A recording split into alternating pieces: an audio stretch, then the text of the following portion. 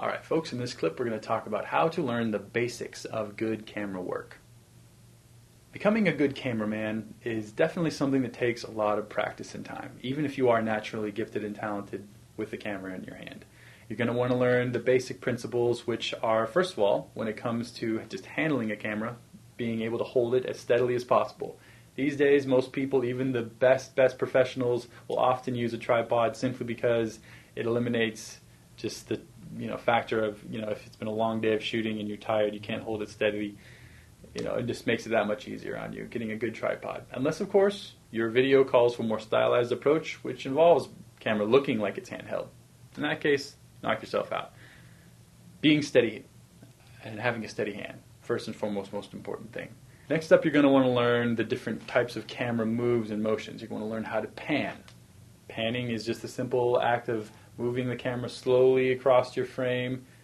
It is essentially what it sounds like. A slow and steady pan, one of the basic camera moves. A tilt, where you either move the camera up or down, to take in whatever it is you're trying to shoot.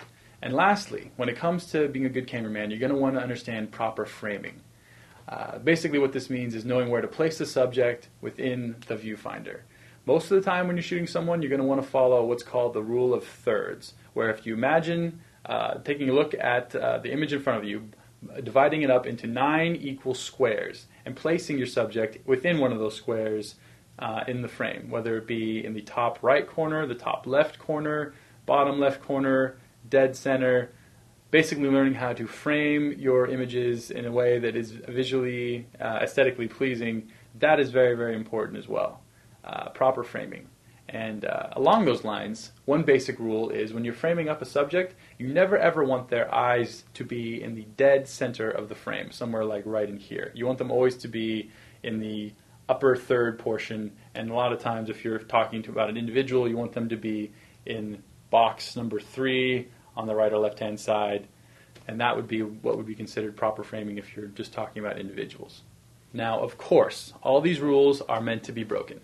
That's what creativity and being an artist is all about, stepping outside the box and trying something a little bit different. But if you're watching this clip, I'm assuming that right now you are not that artist yet. You're still learning the basics. And given that that's the case, you're going to want to learn just the basic stuff first before you go out and make your creative epic masterpiece. Learn how to have a steady hand, learn how to do the pans and the tilts, and learn how to frame your subject. Those are some basic ways to become a good camera operator.